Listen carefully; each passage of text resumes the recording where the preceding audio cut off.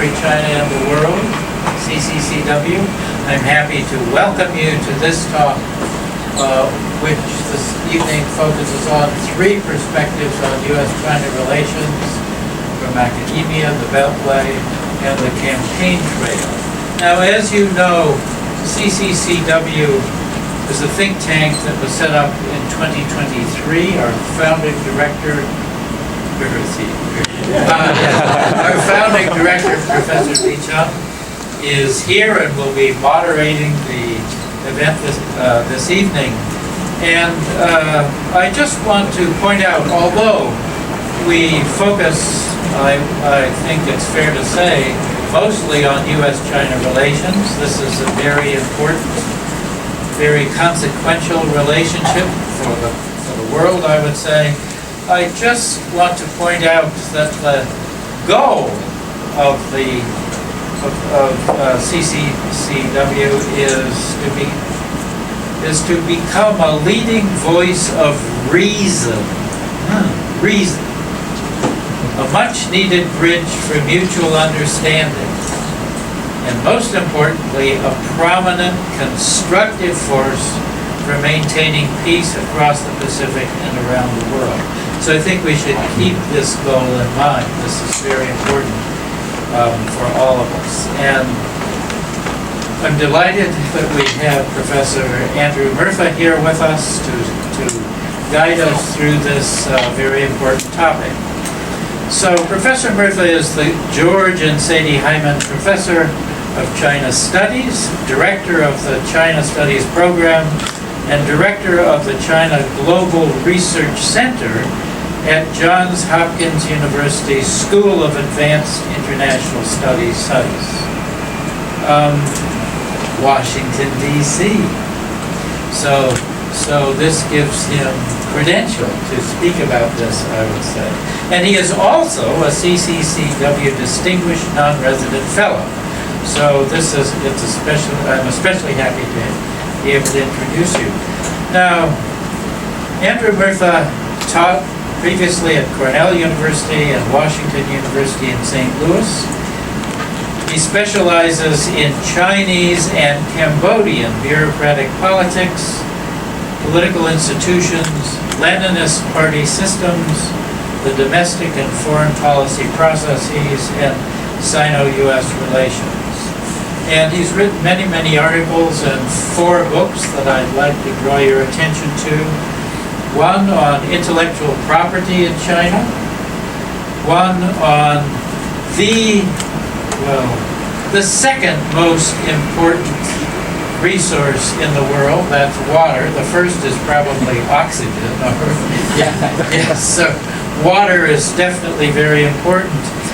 Focusing on the impact of NGOs, I guess, as they try to influence water policy in China. And then 2 books that have a lot to do with Cambodia. He speaks Khmer, so if there are any Khmer people from Cambodia here, then you may ask. Well, Li Cheng will be moderating, so I don't know whether that's a good idea. Anyway, these look at Chinese aid to the Khmer Rouge, and also to another book on the Khmer Rouge, the United Front, and class struggle, mainly in the 70s, I guess it's fair to say, and is due to be published in May. Am I right? Yes. Okay, so anyway, Andy, without further ado, please, welcome.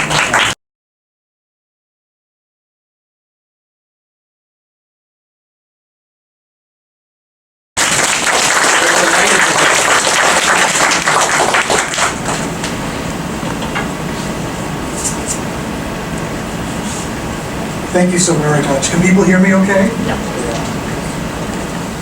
I mean, it really is an honor to be introduced by John Burns, whose work was really extremely influential in terms of shaping my own interests in China. So this is a wonderful opportunity. So I want to thank you very much, John, for your generous introduction. to Chung for inviting and hosting me here. And I want to thank Natalie for taking care of all the logistics.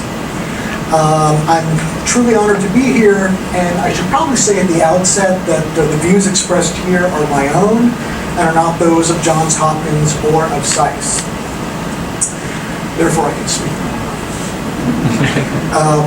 I remember just months before starting graduate school back in 1994, I was living just a few blocks down the road from here in Saigon.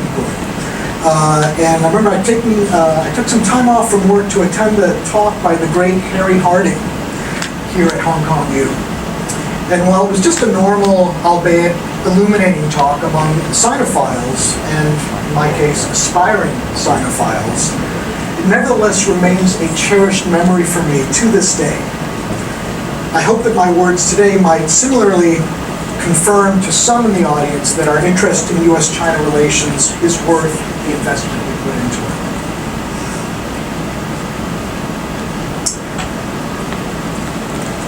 So in today's talk, what I want to do is tease out some of the key strands of the U.S.-China relationship by focusing on the Washington, D.C. Beltway, academia, and then the 2024 campaign trail.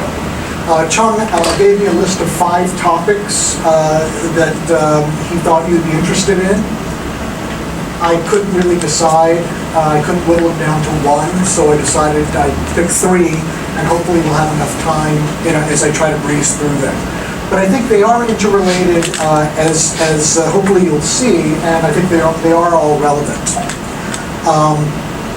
So let me start at not quite in alphabetical order with the B, with the Beltway here, and just kind of give a little bit of context.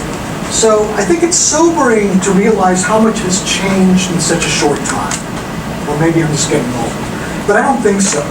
I think just a few years ago, U.S. leaders regarded the U.S.-China relationship as the most important bilateral relationship in the world. Now, while there was some concern in Washington, D.C. that China's economic rise would transform into military power and a more complicated relationship, particularly in the Pacific Rim from around 2010 onward, the guiding assumption until quite recently was that the relationship was manageable and that it should be managed with care and with eyes wide open. The role of China watchers was more straightforward and,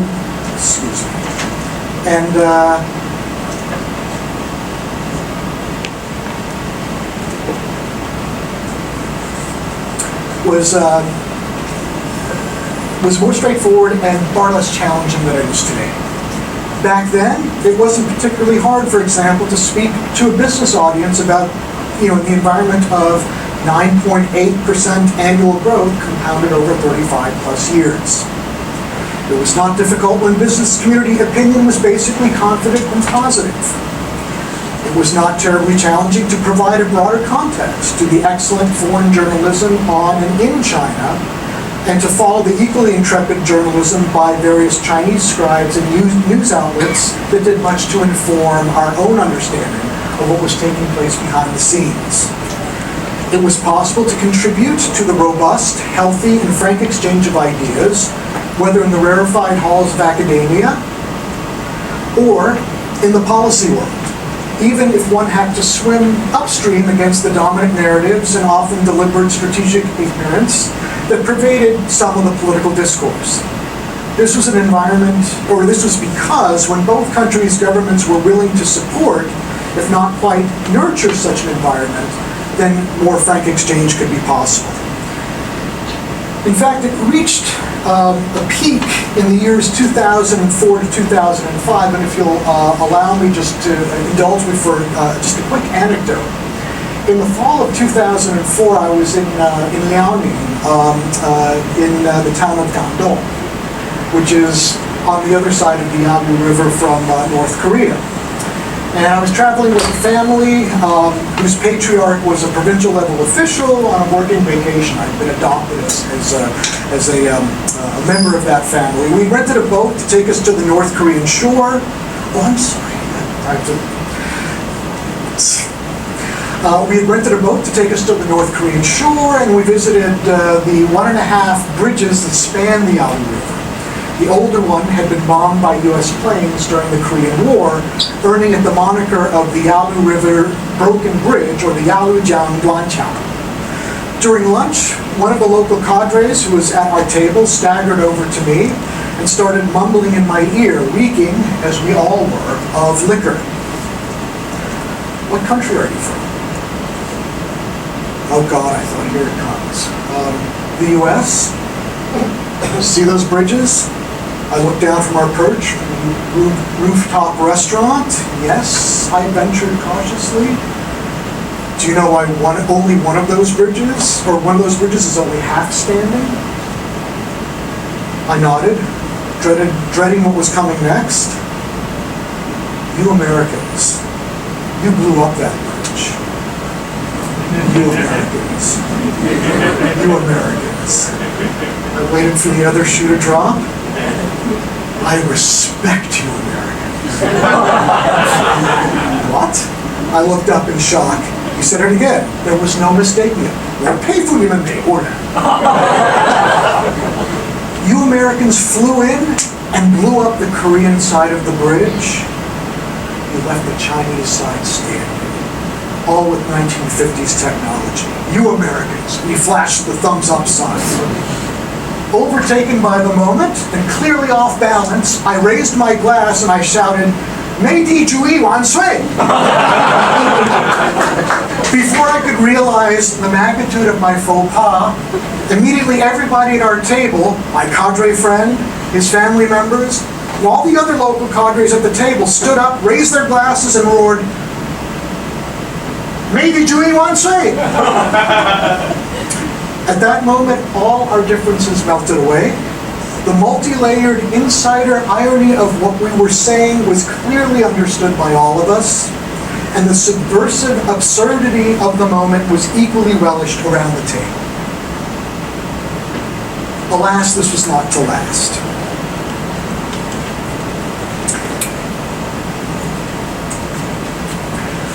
Let's be clear that the U.S.-China relationship has always been fraught, even at the best of times. U.S.-China policy at the peak of the reform era was premised on trade and economic development. The logic was that if we could not resolve the security dilemma, that is, being able to distinguish offensive versus defensive moves by the other, we could strongly mitigate it by engaging in a common language far less easy to misinterpret: economic exchange. This provided a set of guardrails through which the interconnectivity of a self-interested but nonetheless positive-sum economic relationship in which two countries could weather any number of crises and remain buoyant and on balance positive, if not overwhelmingly so, could continue. A huge part of the success at this stage, or of this stage of the relationship, was provided by the engagement of the business community. Throughout the 1990s and beyond, it was this key constituency that broke the impasse between the executive branch, which traditionally managed U.S.-China relations by minimizing the effects of domestic politics in each country, and Congress, which largely complicated the bilateral relationship by doing the opposite. For a number of reasons: COVID-related supply chain issues, the increased view that complex interdependence as a negative, the Trump administration's response to decades of U.S. complaints about Chinese trade practices, the shift away from the imperative of investment in China, and so on. This is no longer the case. Trade as a central pillar of the relationship has receded and left a vacuum that has been filled by precisely those forces that a robust trade relationship has successfully held at bay. Business, which always helped guide us towards sounder policy, is unfortunately too silent on China policy today. Another key component of engagement was the thickening of the tangled web of professional nodes of contact between officials and policy professionals on both sides. In some cases, they would have been working with their counterparts for years, familiarized each other with the context in which they were working, and could offer the other the necessary slack to ensure that things got done properly. Ongoing cooperation engendered predictability, familiarity, and eventually trust. This network of interlocutors was a force multiplier in stabilizing the bilateral relationship, ensuring that problems were solved before they became crises, and crises were de-escalated before they became unimaginably worse.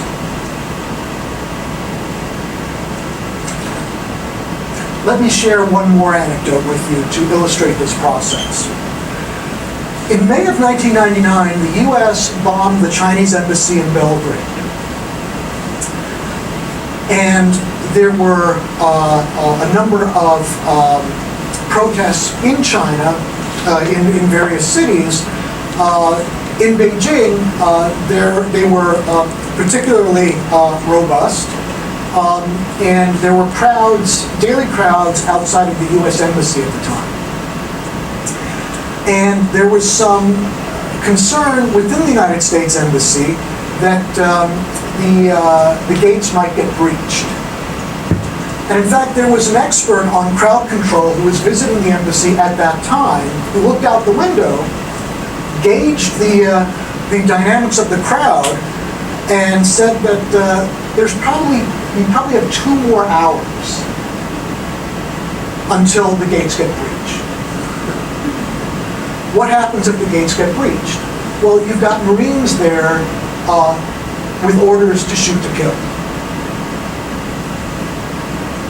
Needless to say, if it had been breached, it would have been an unthinkable crisis. So what happened?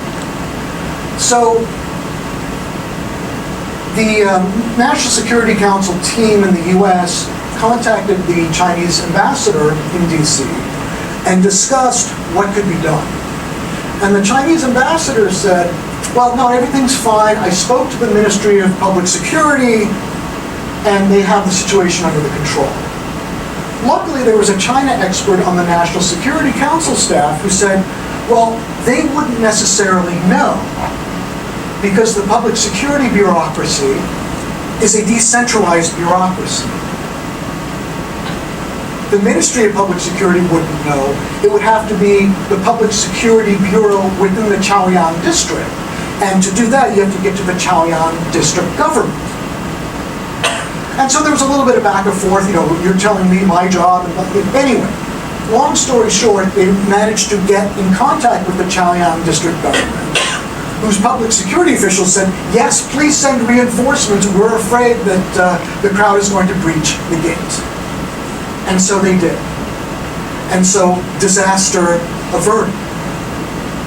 You can only do that when you have that kind of thick network of professional relationships on both sides of the larger bilateral relationship.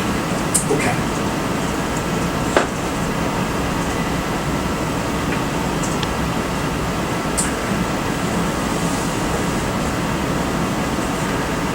So it would be unthinkable to jettison guardrails such as this, but that is precisely what both sides have done. During the Trump administration, we have seen the decimation of career professionals, not the actual decimation of the professionals themselves, but we have seen kind of the outflow of career policy professionals. These positions are now finally being filled, but it is a slow process. And there is also a dearth of accumulated expertise, which by necessity comes with longevity of tenure. Even as we see an increase of China desks, they are occupied by invariably smart people who may have an intellectual interest in China, but who are completely inexperienced in how to operate and remain largely illiterate in navigating many Chinese social, economic, and political contexts. This tendency is reinforced by the increasing concern of newly minted or soon-to-be policy professionals regarding their security clearances. They fear that the more time they spend in China, the less of a likelihood they will have in gaining the security clearance they would need to advance professionally. The reality is that Going to China will likely not preclude obtaining security clearance, but simply lengthen the process. And even now, U.S. authorities are trying to shorten it. But the fear is pervasive. I see it with my students every day. The Biden administration's continuation of many of Trump's China policies has been a disappointment to many of us. The extraordinary polarization of U.S. politics has made being tough on China one of the very few places where there is bipartisan consensus. And developments in China make it very, very difficult for those of us who are pro-engagement to have our voices heard. Financial and professional incentives are converging on taking hard line on China to secure the ultimate coin of the realm in Washington, D.C., relevance. As I speak, there are currently more than a dozen China-related bills in Congress that, although they won't pass, or most of them won't pass, nonetheless act as a barometer for how China and Chinese influence is seen in Washington, D.C. There are voices, apart from my own, that are trying to push up against this, but the challenges of being heard remain formidable. And the political churn in Washington and in Beijing have spilled over into academia.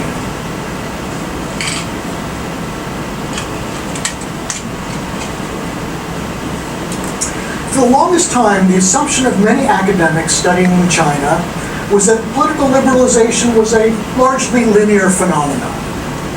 Now, very few believed that China would emerge as a full-born or even quasi-democracy, full-born, I guess I should say, or even a quasi-democracy.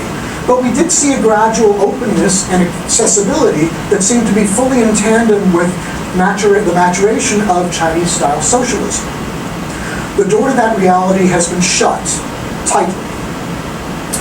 Our traditional Chinese collaborators, colleagues, and interlocutors desperately want to continue to engage, and they have been on the front lines of nurturing such engagement.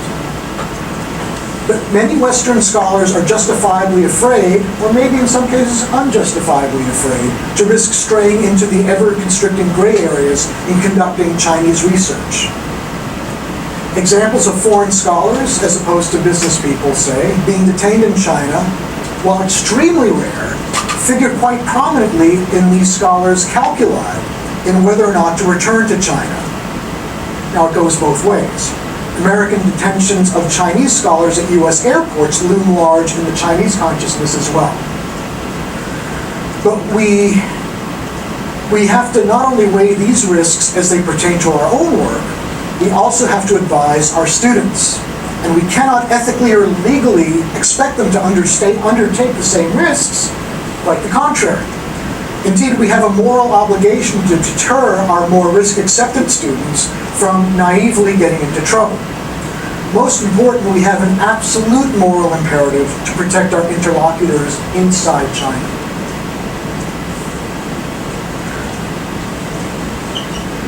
The people who feel this the most are those whose research is deeply rooted in fieldwork or other in-country research. I include myself in this category. The vagueness of China's anti-espionage law has put a chill on less risk-averse research. 2023 CSIS delegation in China following the conference at Peking University tried at both the Ministry of Foreign Affairs and the Communist Party Liaison Department to find out what the line was between basic research and espionage. None of the officials they met with could give a clear answer. They didn't know themselves, or they didn't want to venture a guess. That having been said, China is carving out some exceptions as we speak, which is a positive development. Nonetheless, these days it seems far more difficult, often impossible, to get information through regular channels that we have become accustomed to during the reform era. Networks of colleagues are far, far less likely to take on the risks of letting a researcher, particularly a foreign one, into their confidence. In-country archival work is also becoming more difficult. The foreign ministry archives, for example, have become much more difficult to access than in the past. Restrictions in the China National Knowledge Infrastructure database have also made foreign scholars' jobs more difficult. As materials become more digitalized and the facilities become world-class in China, the odd misplaced document or article or monograph that would fall into the scholar's hands by pure luck, born of persistence, and which would make the research that came from it professionally groundbreaking, is becoming even more rare.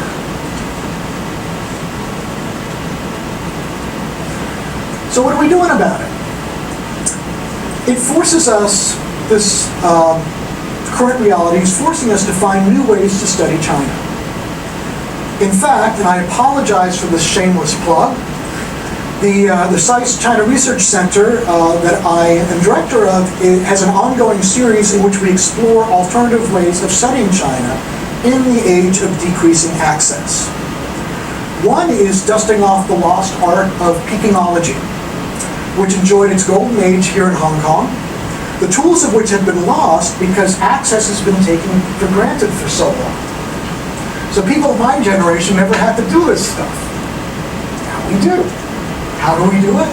Well, one of the things that we did, and I just shared this with Chong and Mally today, because we just published it yesterday, is an article that was put together by, from 4 presentations by Joe Fewsmith, Alice Miller,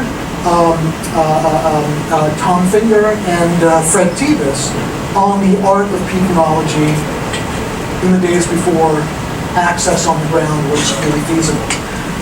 And it's something that we published in the hopes that it would help guide those of us who have not engaged in Pekingology and who are neophytes in elite politics, to actually learn how difficult it is, and if we're still willing to do it, what it involves. There are very few, I think he's going to be embarrassed when I say this, but there are really very few actual Pekingologists that really have elevated it to the art form it used to be, and Professor Chong Li is one of them. Unfortunately, Washington, D.C., everybody thinks that if you know who's on the Politburo Standing Committee, you can figure out anything in China. And it just ain't true. Pekingology is extremely demanding talent to have. And in any case, hopefully you'll, if you have a chance to look at this monograph, it's not quite a monograph, but whatever it is, it'll hopefully be useful to you. Another is studying China from elsewhere. I did this in my earlier work on Chinese foreign aid to the Khmer Rouge. I was able to undertake some essential field research in China, that is true, but it was targeted. And the vast lion's share of that research was done outside of China, in Cambodia. China's growing international presence, particularly BRI, has made it possible to study China's effects in other parts of the world, such as Africa, Southeast Asia, and even in the United States. And so that is another promising avenue to be able to study China. I should also just mention briefly that when I was doing my work on Chinese foreign aid and investment in Cambodia during the Khmer Rouge era, I was able to interview a number of Khmer Rouge workers who were essentially involved in, for lack of a better word, slave labor on these various projects with Chinese managers. And what they told me, to a man, was that the only humanity they experienced during those 4 years was those little bits, those seconds and maybe minutes that they shared with the Chinese who were on the ground. Who would offer them cigarettes when the Khmer Rouge cadres were not looking, offer them a little extra food, etc., etc. So there's a whole lot of nuance here that one can tease out if one is willing to do so. Some take on China as a comparison case with other countries, requiring less of a deep dive physically inside of China. The effect of this is that we start asking different questions and studying different phenomena than we would if we had better access. I'll come back to this point in just a moment. Still others, particularly political scientists, are focusing on data-rich quantitative analysis from data gleaned from dynastic China, going back centuries, if not millennia. In addition to boots-on-the-ground field research, mainstays like surveys and web scraping are winding down. This has at least two very important consequences. First, different approaches are suited to different questions. If a set of approaches is no longer available, we can no longer ask or answer those questions. This means that entire classes of social and political phenomena, especially within China, are now understood, and what knowledge we do have of them in such areas is outdated, or understudied rather, and the knowledge that we have of them is outdated. The good news is that it forces us to ask different questions that we might not otherwise ask. Second, to be able to truly study China, you have to be there. There is simply no substitute to spending time on the ground in China to get a feel for the place. In studying China, we inevitably have gaps in our knowledge. Or if we have reams of data, we need to have a theory and a set of assumptions to make sense of what we have. In either case, we have to make some tough decisions. How to fill those gaps, and how to position that data. And those decisions, in turn, must be informed by, for lack of a better word, instinct. Such instinct only comes with spending time on site, in multiple venues, with all sorts of different demographic groups, in all sorts of political seasons, and over long periods of time. Accomplishing this is increasingly challenging. Nor do the challenges only come from inside of China. There are several sets of challenges on U.S. soil. China's reach beyond water's edge is a recent trend. This includes the repositioning of the United Front Department into a more prominent and broadly distributed role within various Chinese agencies within China, the monitoring of groups such as the Chinese Scholars and Students Association, and until recently, Confucius Institutes. In a 2018 reorganization, the United Front Work Department absorbed various units, including those handling ethnic affairs, religious affairs, and overseas Chinese affairs from the State Council. This consolidation further reinforces the Chinese Communist Party's authority over these areas, overshadowing the state's traditional role. Chinese students and scholars associations had been present on American campuses for a long time, but their structure and influence had become more standardized and closely tied to Chinese consulates and embassies in recent years. That is not necessarily a good or a bad thing. So, for example, I had my students visit with the Chinese embassy in DC 2 years ago, or a year and a half ago, I guess. So April of 2023. And it was something that was handled through the CSSA, and we had about 1 hour. And so we spent that hour introducing ourselves, asking questions, et cetera, and then that hour came and went, and then we took another hour. And then we took another hour. We were there about 3.5 hours. I had to leave because I just had an operation earlier that week. I was starting to get a little woozy, so I had to, ask my leave. I don't know how long my students stayed. So this was something that I think was beneficial to everybody.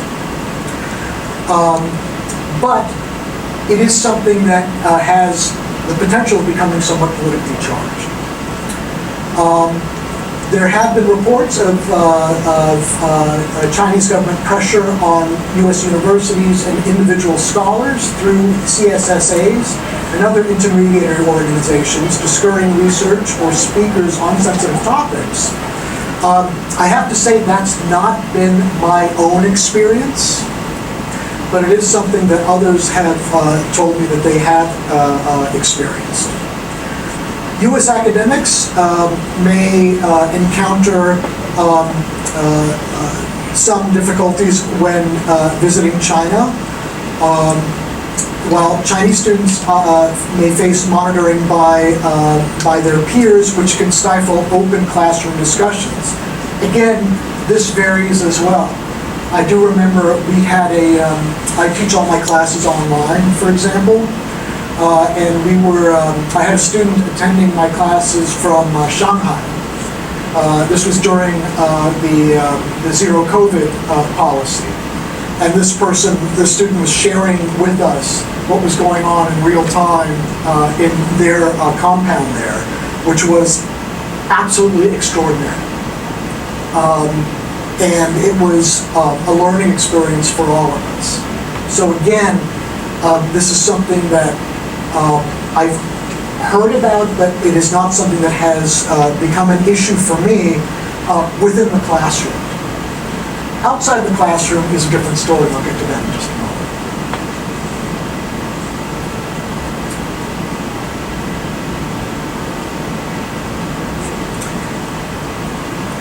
The U.S. has also targeted students from China.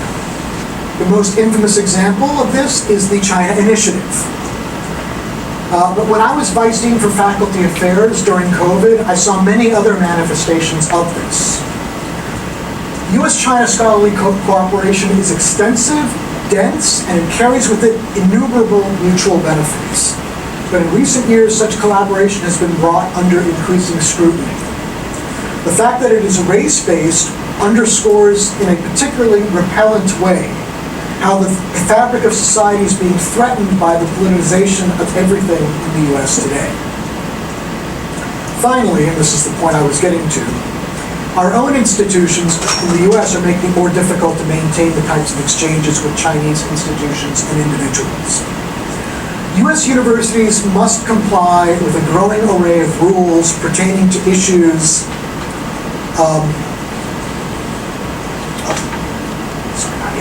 with a bunch of issues such as data security, intellectual property, and export control. Some of these have merit, while others are comically absurd, as one colleague put it. The sociologist I know recalls, quote, "A university official questioned the purpose of my visit to Sichuan University by inquiring about the purpose of the visit, asking me whether my talk would involve any proprietary data, and further asking whether I might be carrying information or knowledge about particle accelerators." This is a sociologist. He goes on to say that while export controls should not be criticized per se, mindlessly overzealous one-size-fits-all compliance approaches such as this should be. At present, there are no clear guidelines, and exemption can vary widely between institutions. For the most part, for the time being, it is more a question of having to jump through an ever-increasing number of administrative hoops, i.e. with the school's export control officer, which of course has potentially severe negative effects on the options available to the scholar. Given China's global standing, it is increasingly difficult to untangle exactly what is non-China related. And for those of us who study China, any reduction in or constriction of funding or funding opportunities directly affects our professional bottom line. Meanwhile, some of us are being told not to accept invitations to conferences that include airfare. Actually, that's not quite correct. We can accept invitations, but not the airfare and hotel that is being offered, let alone honoraria, from our Chinese hosts, or even from loosely specified indirect sources. Now, when I was confronted with that, I told the powers that be at my university, if I'm going to go, so if you don't want them to pay, you pay.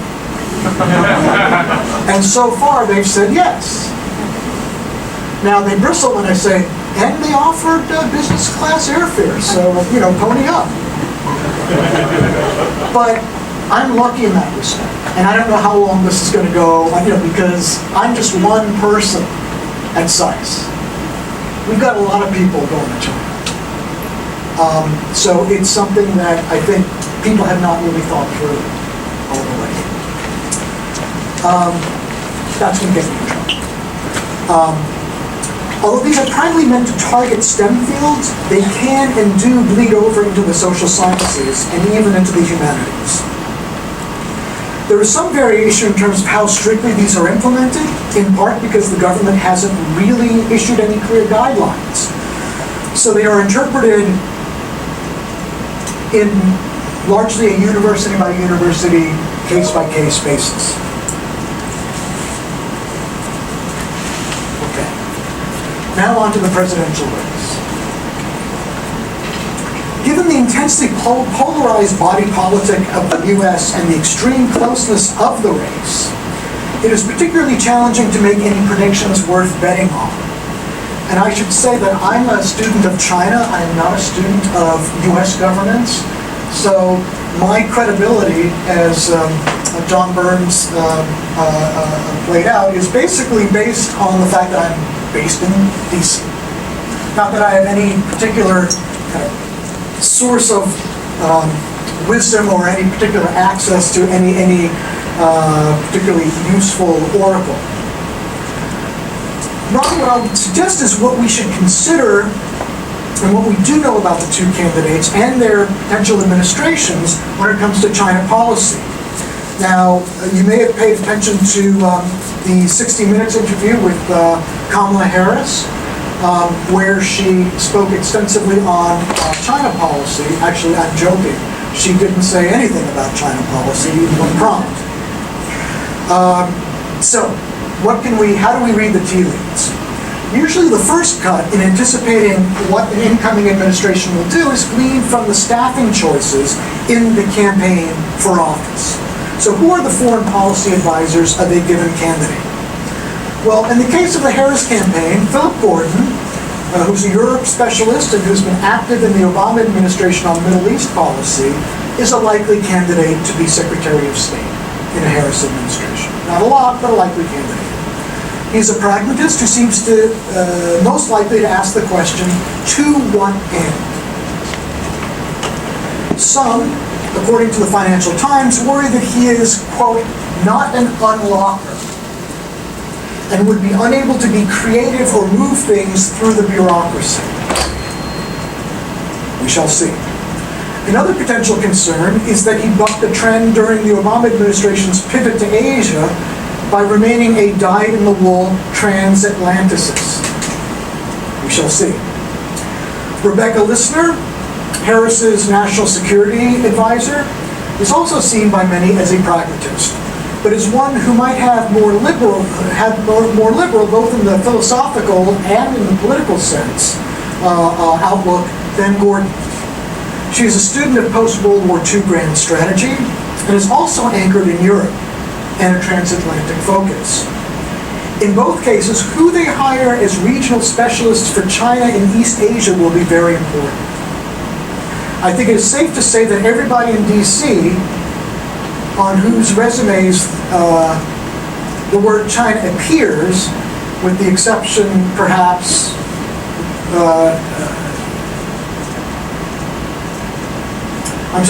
that everybody in China, or anybody with the word China on their CV in DC is vying for such a position, except for me, of course. Given the time I've spent in China, I think I won't receive anything even 100 miles within a security clearance in this lifetime. In any case, a Harris administration would, to some degree, be a continuation of the status quo. It becomes a bit more difficult to predict what a mercurial personality like Donald Trump would do, despite having already served 4 years as president. How much his tariff threats are likely to actually materialize? How is Taiwan likely to fare with a transactional head of state with little love for established alliance partnerships? It is almost certainly more likely that a second Trump administration would make things more difficult domestically for Chinese Americans and Chinese living in the United States.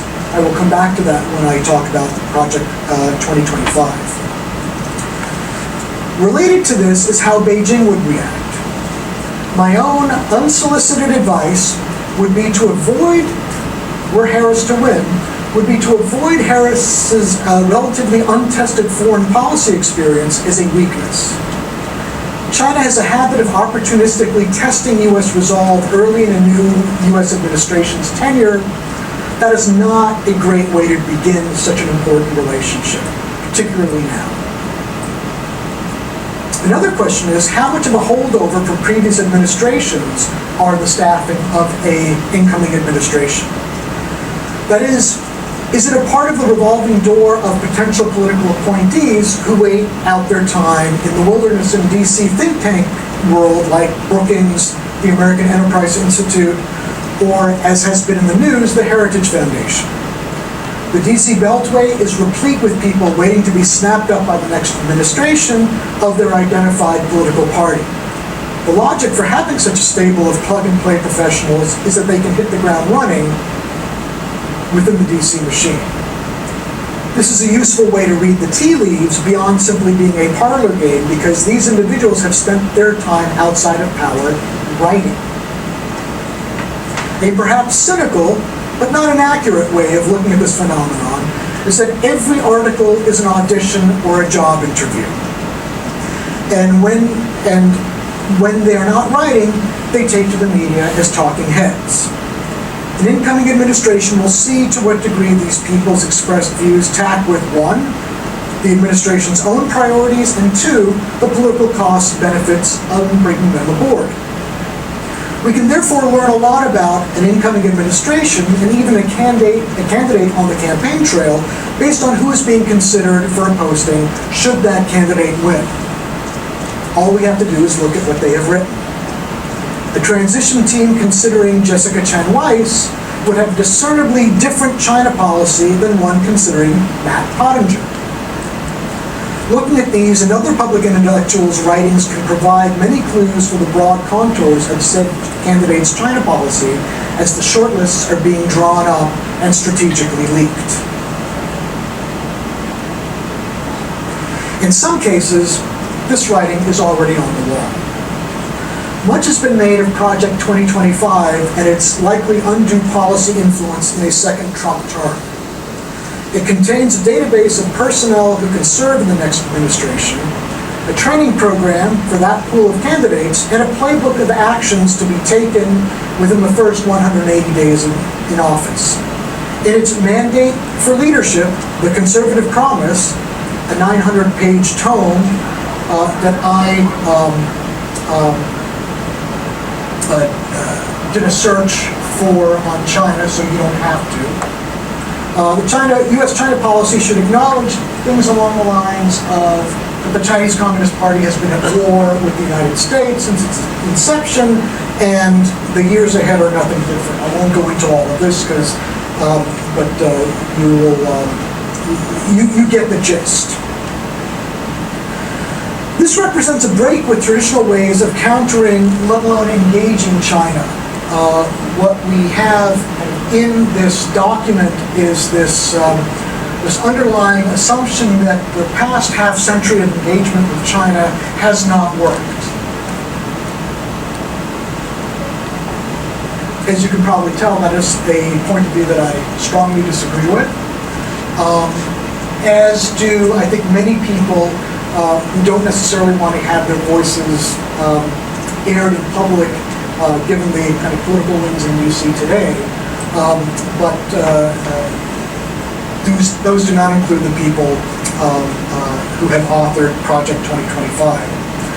And for me, the most disturbing thing in this document is that it then veers into some particularly ugly language that does not bode well for bilateral relations or for the millions of Chinese and Chinese Americans living in the United States. Particularly the last bit here that says that the PRC challenge is rooted in China's strategic culture and not just the Marxism-Leninism of the CCP, meaning that internal culture and civil society will never deliver a more normative nation.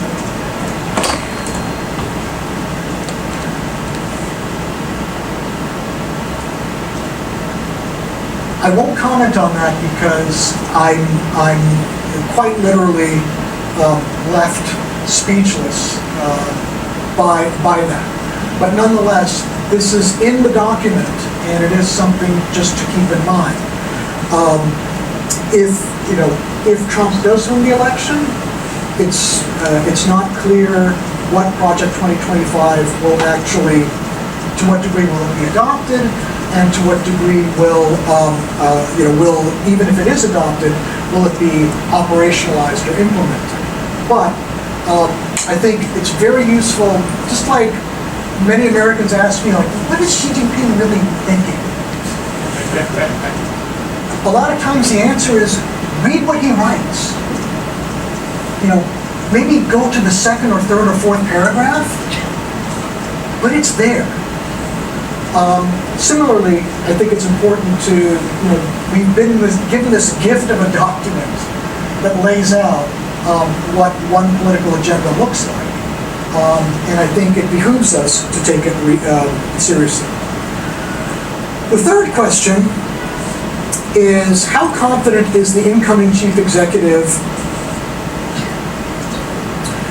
in overcoming consensus and or groupthink?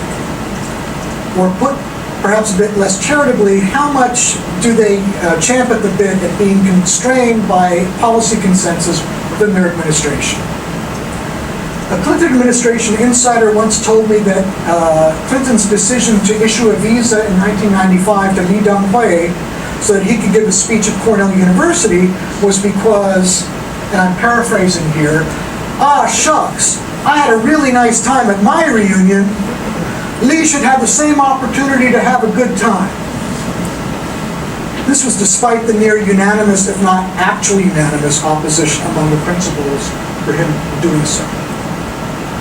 Similarly, one of the explanations for President Biden's playing fast and loose with the precise wording of the One China policy suggests that he wanted to demonstrate that he, and not his foreign policy advisors, was in charge.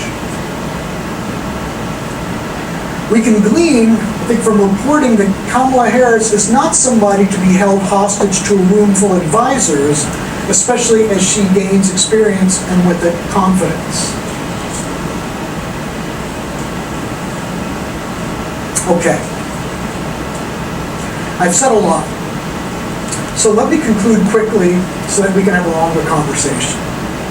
Although international relations theory is not always the best predictor of what will happen, for example, Russia's invasion of Ukraine, or the lens through which to analyze what is happening, Ukraine's success so far in keeping the Russian army at bay.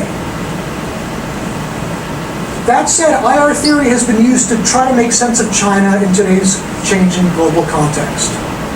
The amount of energy spent on deconstructing Graham Allison's Thucydides trap is staggering. The amount of energy spent, the traditional approaches like John Mearsheimer's offensive realism have always been part of the mix. My colleague, Hal Brand's peak power theorizing has stuck in the craw of China's top leaders. In fact, when I'm in China, people always ask me, what is up with you people at SAIS? With this whole peak power thing. So, that's not my China shop. That's even Richard Nixon and Henry Kissinger's approach to rapprochement was premised on classical realism. I might suggest that much of what is driving U.S.-China relations today has more than a passing resemblance to another core IR concept, and that is the security dilemma.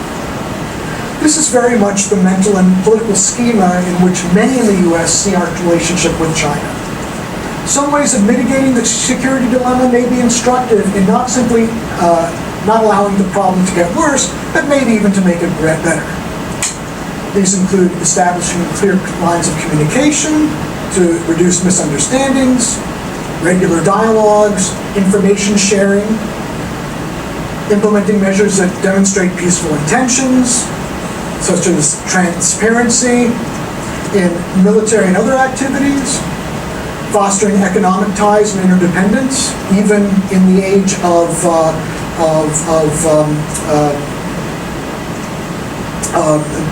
being disrupted by COVID, and both the U.S. and Chinese responses to that. Reducing misperceptions, engaging in public diplomacy, and establishing protocols and frameworks for managing crises when they arise.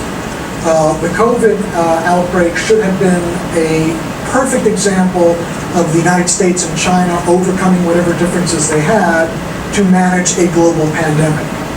Both countries failed, and that is something that I think that should have been a relatively easy thing to, not relatively easy, but that would have been a perfect paradigmatic example of something that two countries with very different, otherwise, sets of priorities and goals could easily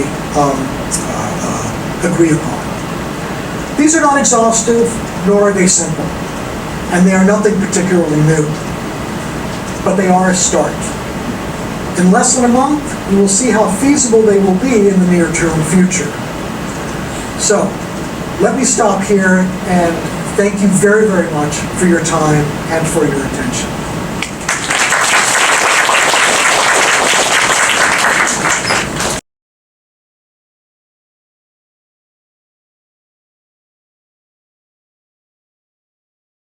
At least 15 minutes for Q&A from the audience.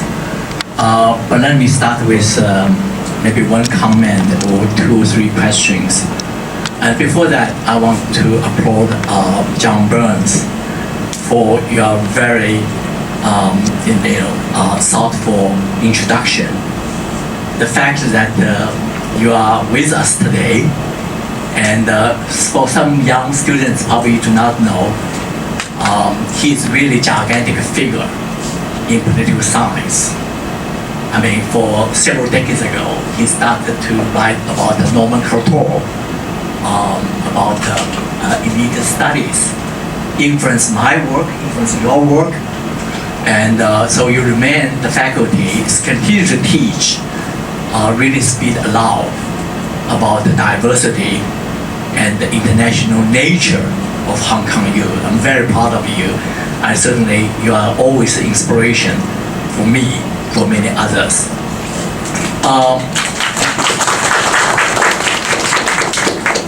Thank you, Andy, for that very, very, I don't know how to put, comprehensive and presentation, very candid. I really appreciate your honesty and the fact that you talk about all these things that remind us the Washington atmosphere. For ABC, talk about the academia, built way, and also campaign trial. You are very much a center of that. You are the professor in the academia, one of the top schools. You are the director or dean. Then you are also in basically in Belgrade, in the center with the think tanks. And the campaign trail with the several people you mentioned, they are in the think tanks. They're very close to us, right? You talk about Philip Gordon. I remember that we were colleagues at Hopkins for many years. One thing, when you started, you mentioned, that caught my attention. You said what you are going to say does not represent Johns Hopkins, does not represent your center. I will say the same thing if I remain in Washington at Brookings. I remember that in some Zoom meetings, I started with saying that what I'm going to say do not represent Brookings or the John L. Thornton China Center. That was, but for me, it's so remote since I arrived Hong Kong. And then I believe I've never said what I'm going to say does not represent Hong Kong U or CCCW. Isn't that interesting? I think it's very interesting. So I really appreciate that, again, you really get us back to the Washington atmosphere, no matter whether they like it or not like it, whether we agree with you, not agree with you. That's very, very important to understand. Do not get things wrong, do not have wishful thinking. And the darkness is the period that we are going to face. So that make me appreciate more to come all the way to Hong Kong to speak, to participate in the conference, to continue to engage. You really represent the very best of American academia, wanted to really study real China and with your own value, but at the same time try to listen what's going on. So again, really appreciate that things. And for me, it's so remote but also so close when you see what you said, the start point. Now, I have probably two questions because I want to make sure that more from the audience. The first will go to the campaign, the election. There are two views in my observation. One is to think this election is unique in American history. America has never been so divided, viciously divided by partisan politics.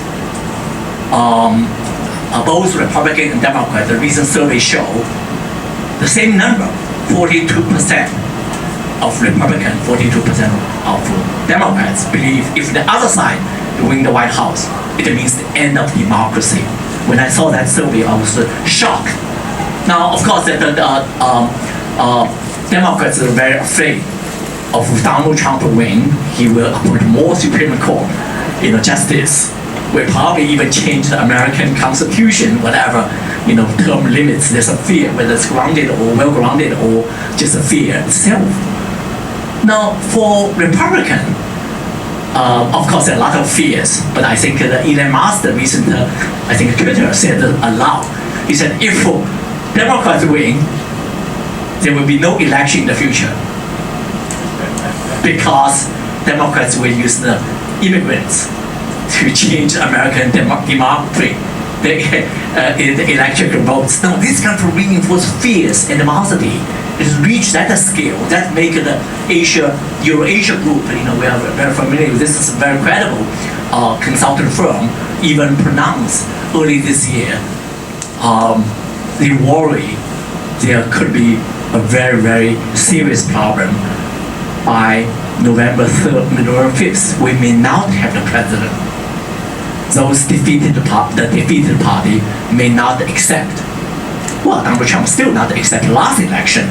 If he was defeated, definitely he would say no. But the Democrats will say yes or no, I do not know. Now, so this is one view. The other view, don't worry. I mean, the president will not affect our daily life, Americans will say. And besides, 4 years, things could change, right? Why you should worry about it? And also, America is not in the mood for civil war. American private sector is strong, right? Who cares about these kind of things? So don't worry, this is just one of the election. I mean, we were there before. So what's your position for these two really completely different views? So, I'm going to try not to share. Yeah.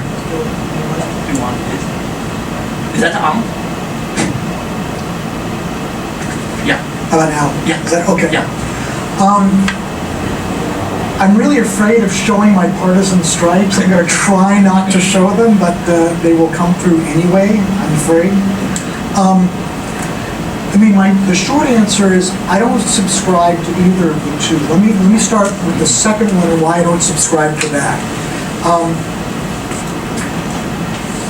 As a global power, I think even if you've got a critical mass of Americans who are just like, yeah, whatever happens, we'll recover this or that. And the other thing, as a global leader, the people that I'm really concerned about that the message of the election will send are our allies, are our adversaries, are the other people, the non-voting audience, but the global audience upon whom many of their assumptions rest on a degree of stability, of predictability in the United States. That's something that worries me quite a bit. So I don't even if that second part were true among the electorate, I can't accept it because of the kind of the non-electorate, that would also be affected. On the first part, I disagree with the premise of the, and this is where I'm going to show my partisan stripes. I don't understand the logic of, well, if we flood the zone with immigrants, then America, then we're no longer going to become a democracy. Yeah. Yes. I think I'm running out of juice on mine. As the son of immigrants, as the husband of an immigrant, as the father of an immigrant. So my wife is from France, my parents are from Hungary, and my daughter is from China. I can tell you that the most patriotic Americans are those who came over to the United States. If anybody has an investment in the system as it is, it is them. So I don't buy that premise. Were Trump to win, I don't know the degree to which the system would be dismantled. I do fear that there would be quite a bit of damage. There already has been. But what I do, one thing you didn't mention that I think is really, for somebody living it day to day, is, and I'm sure you felt this when you were back in the States, is it's emotionally exhausting. Right now, to be an American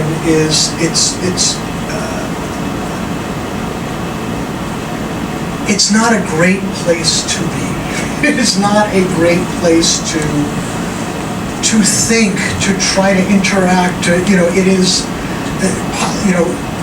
you really do get a sense of politics being in command. And I think what a lot of people would like, more than, say, a Harris victory, is simply not having to worry about politics, about having it be in good hands, having politics be boring again. Because right now, whether you want to call it excitement or whatever, it is something that has it's demoralized a lot of us. And it's exhausting, and there will be studies in decades from now about why, the health effects of the Trump decade, of, even if you take COVID out of the equation, I think there really is there's a malaise there that, the closest thing I can come to is thinking about the malaise around in the mid-'70s following the end of the Vietnam War and Watergate and things along those lines. So, my own last thing that I will say, maybe this is me just whistling past the graveyard. I do hope, and there is a possibility, if not a probability, that the polls that we are seeing are undercounting the amount of support for Harris that there is. And that rather than it being a nail biter, that it might actually be a bit more of a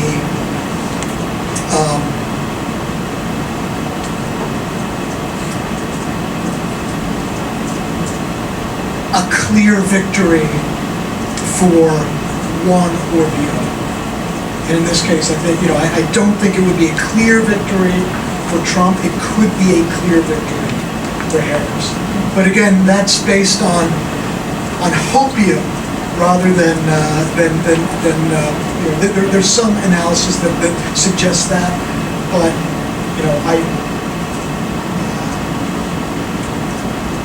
I think it would be irresponsible for me to really think that it would be anything but, or that it most likely will be something that will be.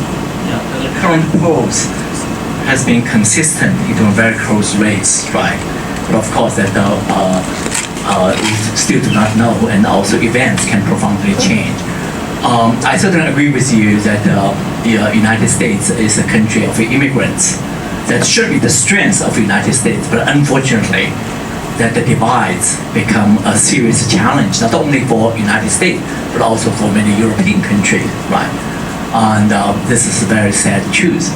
Now, but of course, immigrants, this is only the tensions, racial tensions is only one of the problems, but also dealing with economic disparity, dealing with the cultural war, whether it be abortion rights or gay marriage, and also gun control. These are all become so divisive in the United States. Now, my second question is related to your theme. You talk about the academia, Beltway, campaign trail. I would call them ABC, but I want to follow up with A, B, C, D, and the E. D is defense. Not so much about defense industry, but the DoD, American military.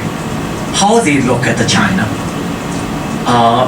On one hand, that they probably understand the danger of war and therefore should avoid.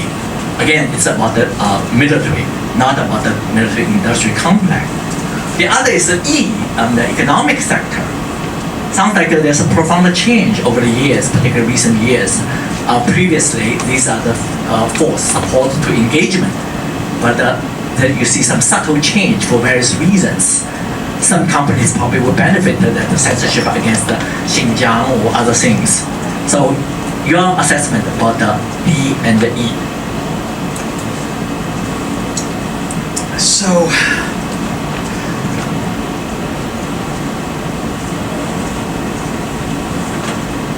I guess I should start with the caveat that, you know, the job of DoD is to defend the U.S. And so they would be remiss in their duties if they did not kind of sketch out every possible worst case scenario, including, you know, a worst case scenario with China.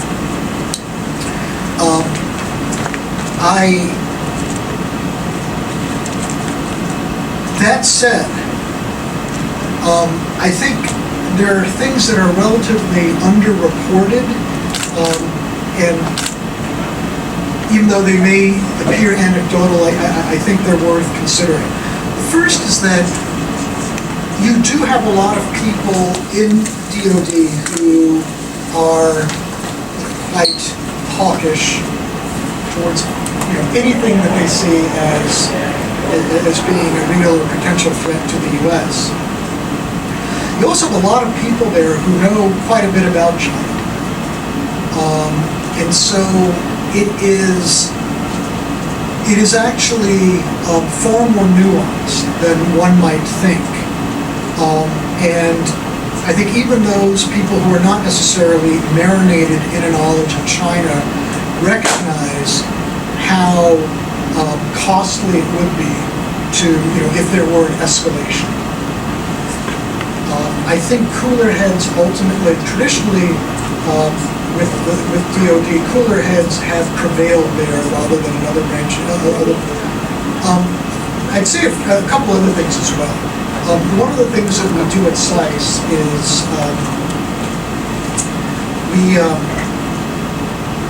have this thing called the Strategic Thinkers Program, or STP, and I'm adjacent to it in that it's a 2-week program, and during those 2 weeks, you know, you would have a lunch with, you know, a professor, a faculty member at SAIS, the students, and the students are, you know, 1- and 2-star Marine generals, and so we would have, you know, when they'd have lunch with me, we'd talk about China, and the first time I met with them, I was really nervous because I didn't know when they would. And it turns out these are really smart people. Really smart people. Really smart people who don't know much about China, but they're willing to learn. And so I think it's one of the reasons why dialogue is really, really important. They're open to it. In terms of economics, I think I'll be very quick. I think we need to get the formula right about how, we talk a lot about de-risking. Okay, at some point you're going to have to embrace some degree of risk. I think once we realize what that formula is going to be, then we can rebuild and reconstruct the economic relationship infrastructure around that. But until we do that, we're gonna keep on talking about small yards with tall fences and not really get to the nitty-gritty that is key to driving the relationship. So let me just stop there. Well, these are excellent answers. Now we have 10 minutes because we need to leave because the students will come for another class at 7. So please, now floor is open. Just one question per person. Identify yourself, and so please. Now floor is open. Yeah, Austin. Hi, Austin Slade, I teach international relations. Can you hear me okay? Yeah. Thanks, Professor Mertha, for a really helpful talk. I want to ask you about, since you moved to DC, how you see the state of ideas on China in DC. I think I'll be brief, but one concern I have is, as China scholars, we try to avoid seeing China as a monolith, but I'm concerned that a lot of the world, including China, is coming to see the US as a monolith because of this consensus that the US sees China as this system, as this sort of systemic competition, and there's bipartisan consensus and engagement failed and all of that. But this is also a time, despite declining numbers and students coming to China, where we have lots of people in DC compared to previous eras paying attention to China. And I hesitate to just accept this sort of blanket statement that the discussion's really simple. Everyone agrees that China's a big problem. I agree there's a lot of nuance. So whether from the perspective of your students, I know there's a lot of different faculty perspectives at SAIS, or just in the DC sort of Beltway circuit more generally, how do you see the state of ideas on China changing despite the frustrating policies? Are diverse and interesting ideas being produced worse than previously, better, about the same? What do you think of that? Excellent question. Can we hold on because we want to get some of the answers together? One more. Thank you, Professor Mertha. Okay. My question is about. Introduce yourself. My name is Tony Zhao. I'm a pre-doc fellow at CCCW. I was at George Washington University as a graduate student about 10, 12 years ago. And back then, all the China hands of your generation or generation above you are all China experts. Having expertise in one of the aspect of the China domestic society, let it be politics, economy, environment issues, or really politics, as Professor Lee is. And then you move on to commenting on your China relations. My question is, with today's political climate, do you see the your students, upcoming China hands, more focused on just on U.S.-China relations competition, or is there still enough interest to really look at internal Chinese, factors, different aspects of the society? Well, excellent question. That certainly reflects some of the trend. The younger generation are not the really area experts, but the strategic thinkers, and have no background about the real, knowledge about China, but more kind of educated in the very quantitative or even abstract term. So yeah, these are questions. So these are great questions. I'm really happy to have those questions because I feel sorry for the people who had to leave early because they're gonna leave this with a really, really dark sense of of doom and gloom. And in fact, the answers to both of those questions, I think, lead to the conclusion that things are not as bad as I may have made them out to be. So I'll take whatever I can get. But so to Austin's question, I think there are ideas percolating there. I think one of the things that I think people are sick and tired of the status quo. It's not. For lack of a better reason, it's just, they need something new. And if the consensus has been that, U.S.-China relations are bad and getting worse and what have you, that doesn't generate any kind of, it doesn't have much traction. It just becomes its own thing. So I think there's a little bit of fatigue about that, and I think people are starting to think about, okay, so how can we think, past this? I don't want to overstate things. For those of us who are pro-engagement, we really, have our work cut out for us. But I think for people like, I think that's really the role of academics, in that, as I mentioned in the kind of flippantly during the talk, I don't have any ambitions for serving in government. That actually gives me the freedom to really speak my mind and talk about something that I think other people are maybe afraid of doing. It was at an Association for Asian Studies conference, a couple of years ago, where Princeton, I'm spacing on his name, Perry Link, had essentially scolded a bunch of us in the audience, saying, you guys have tenure. With that comes responsibility. Tenure doesn't just mean deadwood. It means taking those bullets because you can. And I think those of us who have that luxury also have that responsibility. And so I think that, and even people I talk to within the system, I think there are cracks to that facade. So, and the other thing too, and this leads into the answer to the other question. DC seems much more of a monolith than it is, simply because it hasn't reached that kind of. It was in equilibrium. Now it's, I think, less in equilibrium, but it's going to take a little while till you punctuate that equilibrium, to use a political science term. So I think one can be hopeful. The other thing I would mention also, and this is just my anti-China sentiment may be widespread. It's not terribly deep. And it's why I think the Project 2025 thing, that last slide that I showed, is so repellent, not only to me, but I think to a lot of people. To the second question, it's really, really important that, so one of the things that I've noticed is that when I first came to SAIS 6 years ago, 6.5 years ago, most of my students were people who were concentrating in China studies. Now most of my students are not concentrating in China, but they recognize that they need to know something about China. And so they're taking my course. And as a result, it means that there are more people who are opening themselves up to a real understanding.